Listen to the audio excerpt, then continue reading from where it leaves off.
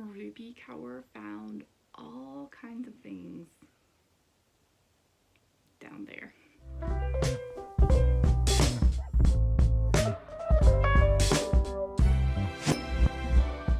Good morning, welcome to Lost for Words.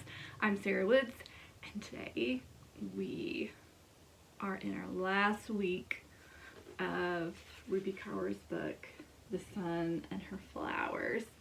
We have arrived at the last chapter where she has given us some interesting poems to explore. As you know, if you've been coming along with me on this journey, we discovered that this book is split up into 5 chapters, and they all have to do with things that flowers do.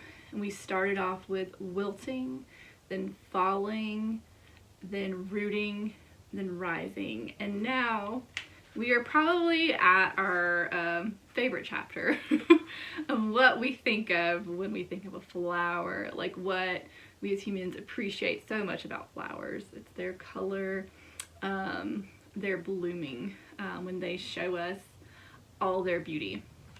And so here we are. This starts on page 197. Here we are, blooming. When you open this chapter, the first little writing says, "The universe took its time on you, crafted you to offer the world something different from everyone else. When you doubt how you were created, you doubt an energy greater than us both." And then she called this one irreplaceable. So, you know, we've had this journey of, the first chapter was like about heartbreak and the loss of love. The second chapter, I feel like that one was about abuse, a lot about abuse. Third chapter was a lot about her roots of being an immigrant, her family immigrating from India, and her parents. And then chapter 4, we discover her falling in love again, and we find Rupi comparing herself to a sunflower, and that feeling of coming alive when the person you love is around. And this chapter, it feels more like, I'm kind of excited about, because I thought maybe the rest of the book was going to be mostly her coming to life was going to have to do with falling in love with someone, and that person being, you know, a boy or some guy. And, you know, that's fine, but I feel like a little bit more excited about the last chapter, because it seems, for me, it seems more like this chapter feels more like a love of herself, and realizing her own value, which is, I feel like, really, if you're gonna think of blooming, I feel like that's a really important part of like unfolding. But okay, so I decided, I mean, there's lots of little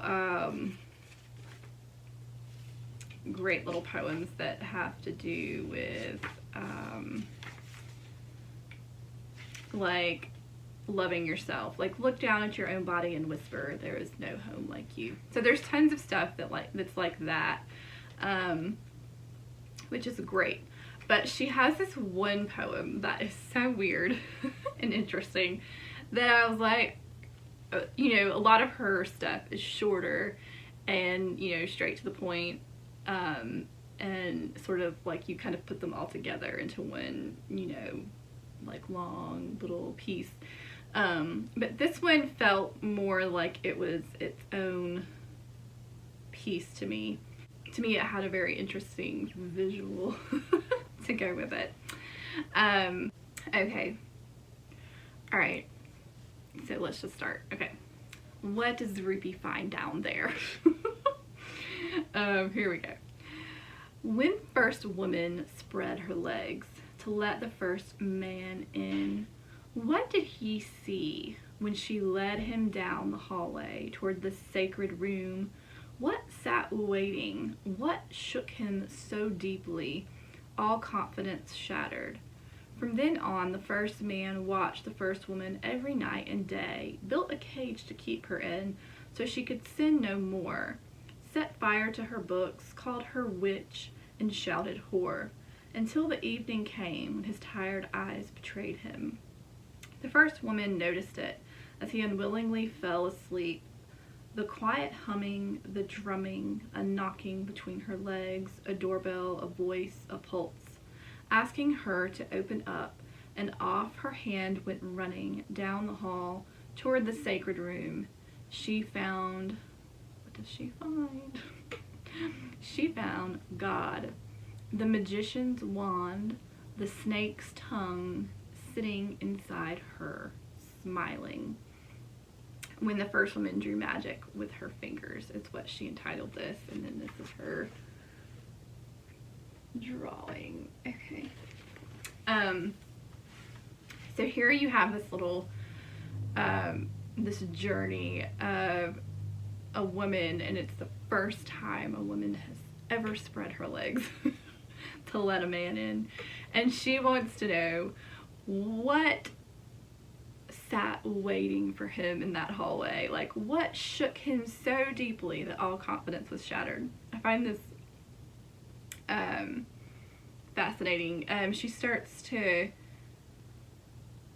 in this poem, it feels like she feels like that when this first woman opened her legs up for this man, that whatever he encountered there shook him so greatly that he felt the need to watch over her, to cage her, to set fire to her books, to call her a witch, to call her a whore, like very much to control her.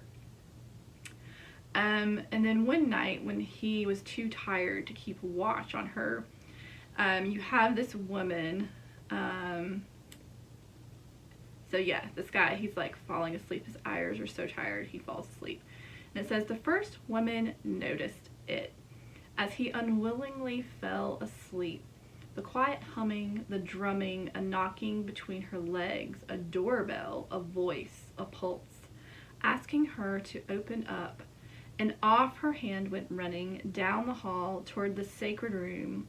She found God, the magician's wand, the snake's tongue, sitting inside her, smiling. And then she called this when the first woman drew magic with her fingers. So I'm not sure, like, if this is supposed to be a poem about an orgasm or like masturbating, or if it's literally just a poem that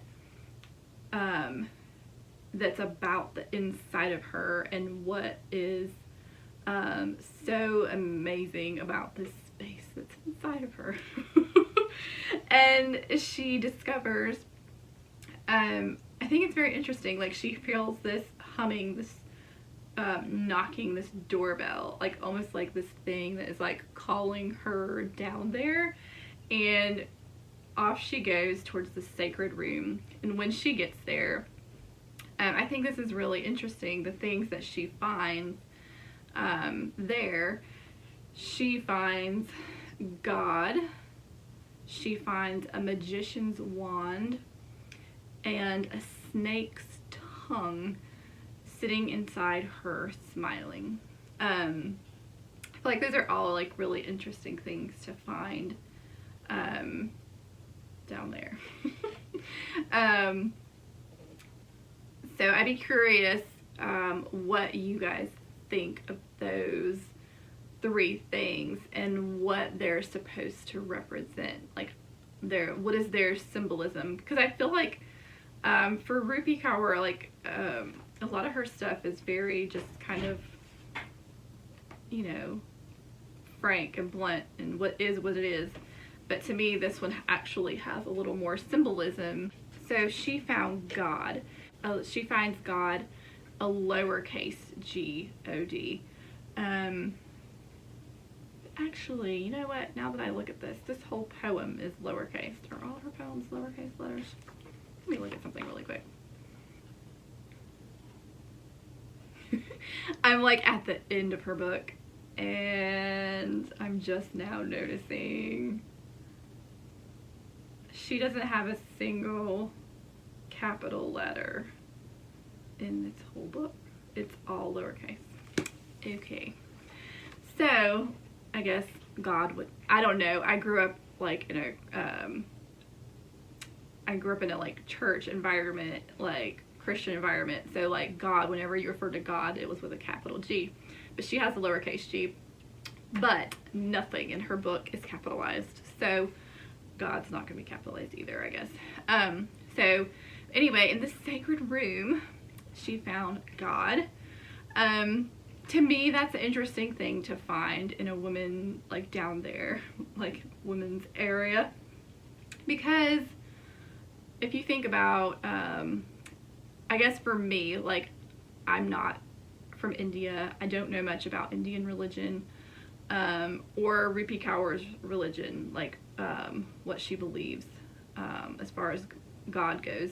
But as a Christian, I know, like, there's like a belief that Jesus is God, and he was born, you know, from Mary, which is, you know, female. And so there is some idea that like God was born from a woman, you know.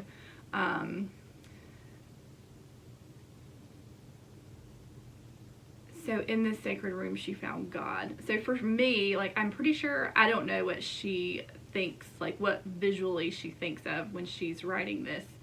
But for me, it makes me think of that. And that's, I'm guessing that's probably not where she was going with it, but it's what it makes me think of.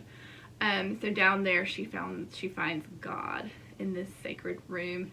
And then the second thing, or I guess, I feel like there's a lot of people who have the belief that like we are a part of God, God's in us. So I wonder if she means it in a sense like discovering her own divinity. Like, I don't know, some people, I feel like that's a big, like, I feel like that's a popular belief right now.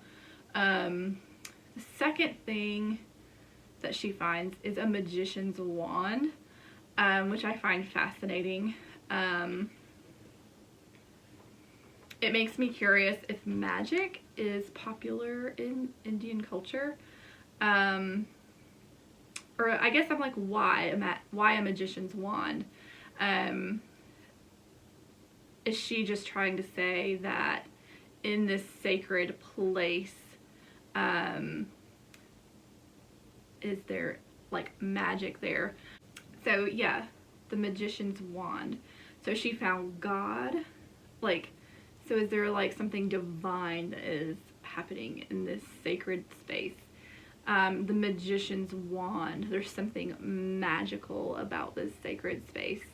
And then the snake's tongue is the third thing that she finds in this sacred space. And I feel like snakes are one of those things, depending on what culture you're in or religion, symbolically, like, it can mean all kinds of different things. I know in the Christian religion, snakes have to do with like evil, but I was looking up stuff about snakes in India, and I feel like it has a lot of different meanings there, because I think cobras, there are so many snakes in India, I believe, and cobras, I believe, are very common there, that snakes are very intertwined with their Hinduism and their gods, but I don't think it's all, I don't feel like, when I was reading it, it didn't sound to me like snakes always had a negative, evil kind of meaning, that they were often connected with rebirth, and they also were, I don't know if you've ever heard of it, but Kundalini I know a lot of people talk about, you know, in that, like how we have all the different chakras, and at the, I think it's maybe the base chakra, they're one of those chakras that's on your road to enlightenment is like a coiled snake that has something to do with your sensuality or sexuality, and it comes from that power, I think. Don't take anything I just said there too seriously, but go do your own research. So I guess I'm just curious where Rupi is coming from when she uses these symbols, because I know she, you know, being like family from India and then living in Canada, I know she probably has, like, these symbols probably mean something different to her than me, you know, growing up in the South of the United States. But when she finds them there, God, the magician's wand, the snake's tongue sitting inside of her, they are sitting inside of her smiling. And so to me, when I read this, like, it has this feeling of like, what are...